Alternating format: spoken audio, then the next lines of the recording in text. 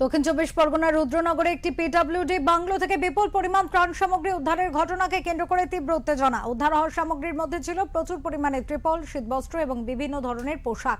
বিজেপির অভিযোগ, দুর্গতদের মধ্যে বিলি না করে এই দ্রব্যগুলি বাইরে বিক্রি করার জন্য মজুত করে রাখা হয়েছিল। অন্যদিকে তৃণমূল নেতৃত্ব সমস্ত অভিযোগ অস্বীকার করে বলেছে বিষয়টিকে রাজনৈতিক উদ্দেশ্য প্রণোদিতভাবে প্রচার করা হচ্ছে। দক্ষিণ চব্বিশ পরগনার রাজনৈতিক মহলের মতে বিধানসভা নির্বাচনের পর জেলায় ক্ষমতার সমীকরণ বদলাতে শুরু করায় বিভিন্ন পুরনো ইস্যু সামনে আসছে। রুদ্রনগরের এই ঘটনাও সেই বৃহত্তর রাজনৈতিক সংঘাতেরই অংশ বলে মনে করা হচ্ছে। তবে সত্যি কোনো অনিয়ম হয়েছে নাকি এটি শুধুই রাজনৈতিক তরজা, তার উত্তর মিলবে প্রশাসনিক তদন্তের পরেই। বর্তমানে পুরো বিষয়টির দিকে নজর রয়েছে রাজনৈতিক মহল থেকে শুরু করে সাধারণ মানুষের।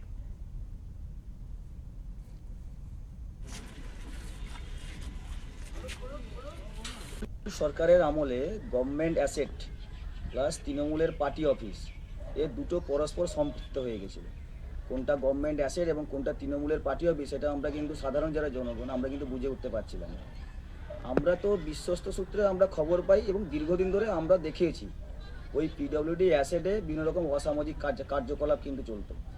তার জন্য সাধারণ জনগণ ভয়ে প্রতিবাদ করতে পারেনি, কারণ এই তৃণমূল সরকার যেভাবে মানুষের কণ্ঠরোধ করেছিল তার জন্য প্রত্যেকে তারা কিন্তু একটা আতঙ্কের মধ্যে ছিল।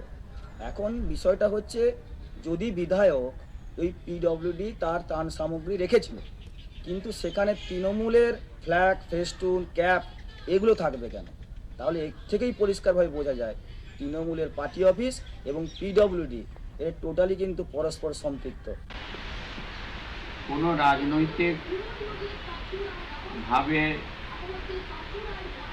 এই মাল নিয়ে কোনো ঝামেলাও হয়নি। অফিসাররা এসছেন, চাবি খুলেছেন, জিনিসপত্র তারা নিয়ে গেছেন এবং সেখানে আমাদের একটা এনজিও গঙ্গাসাগর মেলার সময় কিছু আমাদের ওই চাদর দিয়েছিল, ছোট ছোট চাদর, সেটাও স্টকে ছিল। সেটাও আমি বিডিও সাহেবকে বললাম যে আপনি নিয়ে যান। সেটাও বিডিও সাহেব তার রিসিভ করে তিনি নিয়েছেন। এর সাথে কারা কারা জড়িত আছে, কোন কোন আধিকারিক জড়িত আছে, কোন কোন তৃণমূলের নেতারা এর সাথে জড়িত আছে, আমরা প্রশাসনকে বলেছি যে সঠিকভাবে তদন্ত করুন, দোষীরা যেন একটাও ছাড় না পায়। প্রত্যেককে চিহ্নিত করেন, ইমিডিয়েট জেলে ভরার ব্যবস্থা করুন।